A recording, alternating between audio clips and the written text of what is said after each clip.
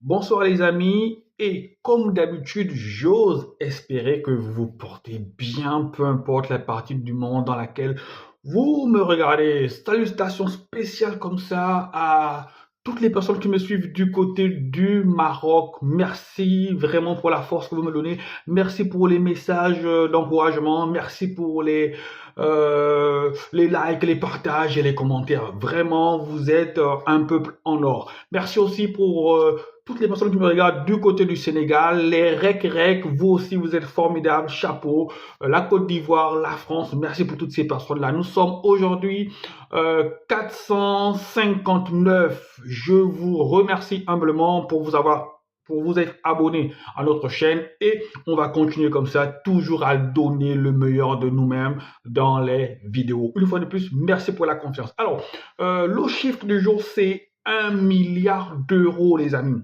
1 milliard, c'est le montant fou, la somme folle que le FC Barcelone a décidé de mettre sur Lamine Yamal. Alors aujourd'hui, le club qui veut s'attacher les services de Lamine Yamal devra débourser la somme folle de 1 milliard d'euros. C'est la clause libératoire de Lamine Yamal. Le FC Barcelone a retenu les leçons du passé. Elle avait perdu le Neymar, souvenez-vous, Neymar qui était parti du FC Barcelone pour le PSG. À l'époque, c'était une clause libératoire à 220 millions d'euros, je pense par là. À l'époque, le FC Barcelone pensait que cette clause libératoire-là était assez, que personne ne pouvait la payer. Malheureusement, le PSG avait sorti le chéquier et Neymar était parti. Le Barça avait perdu son joyau. Les dirigeants barcelonais par pour la personne de Juan Laporta a retenu les leçons et là, elle a blindé Lamine Yamal. C'est 1 milliard d'euros, les amis. C'est historique. Je ne sais pas si on a déjà vu une telle clause libératoire pour un joueur. Et pour quel joueur? Un joueur qui a actuellement 17 ans. Et le FC Barcelone envisage dès le 18, je pense entre le 13 juillet 2025, au moment où Lamine Yamal aura ses 18 ans, de lui faire un renouvellement de contrat. Genre, on partirait sur un contrat de 6 ans et avec, parce que la clause libératoire va se mettre en place au moment où Lamine Yamal aura ses 18 ans. Donc c'est fou, ce sont des montants fous. Le football a pris notre dimension. Le football, on peut se retrouver déjà avec des gamins de 18 ans, de 15 ans, de 17 ans qui jouent en équipe première. En fait, le football maintenant, ça va vite. Lorsque tu as décidé de te lancer dans une carrière de footballeur et que tu arrives même déjà à 20, 25 ans et que tu n'as pas percé, eh bien, il faut déjà commencer par te poser des questions parce que les générations actuelles, ça commence à percer très tôt. Ça commence vraiment à percer très tôt et les carrières vont devenir de plus en plus longues. Allez, ce n'était qu'une petite parenthèse. Lamine Yamal, c'était pour dire que voilà, la phase éliminatoire de la Coupe d'Afrique est passée. On assiste à de beaux matchs, voilà, des belles équipes, le Maroc, le Sénégal, la Côte d'Ivoire, l'Égypte. Et là, on revient à notre train-train quotidien. Ce sont les championnats, la Liga, la Première Ligue, la Ligue 1, la Bundesliga. Et là, aujourd'hui, cette vidéo-là, on va s'intéresser à la Liga. Voilà, donc demain, le FC Barcelone reçoit le Celta Vigo sans Lamine Yamal qui est blessé, Lamine Yamal qui avait reçu un coup durant le match de Ligue des Champions contre l'Étoile Rouge de Belgrade, un coup à la cheville et malheureusement, Lamine Yamal ressent toujours une douleur à la cheville. Lamine Yamal sera absent pour le match contre le Celta Vigo. Voilà, et Lamine Yamal aussi pourrait être absent pour je pense la réception, le déplacement, le match Ligue des Champions contre Brest. Voilà. Donc, on a bien vu lors de la défaite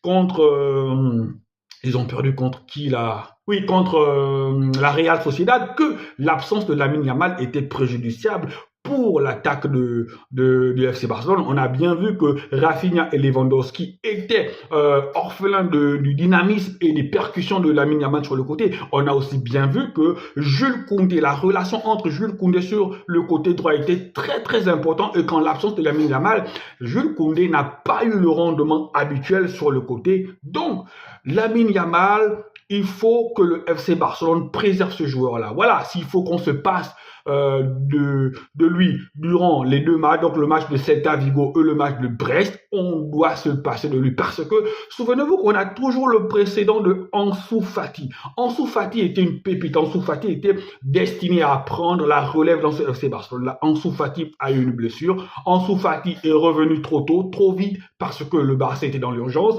et on voit ce que Ansu Fati est devenu aujourd'hui. Donc, on ne doit pas, les dirigeants du FC Barcelone ne doivent pas prendre les mêmes risques avec Lamine Yamal. Lamine Yamal est certes un joueur important pour l'effectif du FC Barcelone, Lamine Yamal est certes un joueur important pour l'attaque du FC Barcelone, voilà, mais qu'à cela ne tienne, même s'il faut perdre ces deux matchs-là, il ne faut surtout pas qu'on perde Lamine Yamal pour la saison. Parce qu'avec Lamine Yamal dans l'effectif, on peut toujours se rattraper. Alors que si on perd définitivement Lamine Yamal, eh bien, la saison du FC Barcelone sera une saison très compliqué parce que on va pas se mentir, dans l'effectif, est-ce qu'il y a un joueur de la trempe de Lamine Yamal qui peut remplacer ou qui peut avoir le même rendement que Lamine Yamal? Non, c'est un joueur imprévisible, c'est un joueur qui peut marquer, c'est un joueur qui peut faire marquer. Déjà, toute compétition confondue, c'est 6 buts et je pense 8 passes décisives. Il a été désigné comme étant, il a été désigné par El Chiringuito, le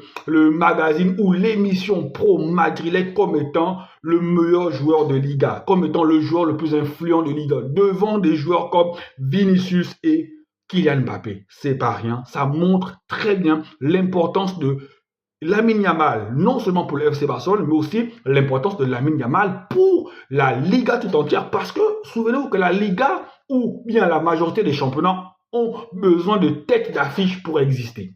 La première ligue a besoin de têtes d'affiche comme Erling Haaland et les autres. La Liga a besoin de têtes d'affiche comme Lamine Yamal, comme Vinicius, comme Mbappé.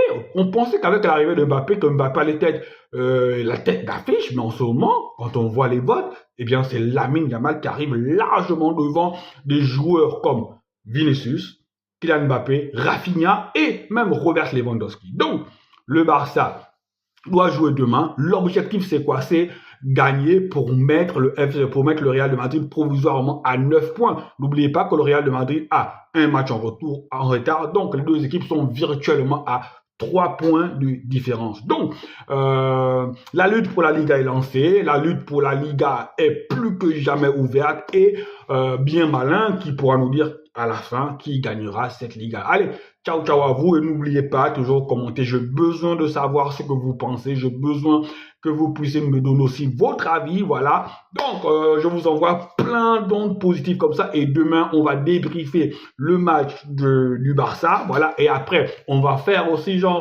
une analyse aussi du match du Real. Et on va aussi le débriefer après. Donc, on est vraiment ensemble. Si vous ne voulez pas rater les vidéos, eh bien, abonnez-vous.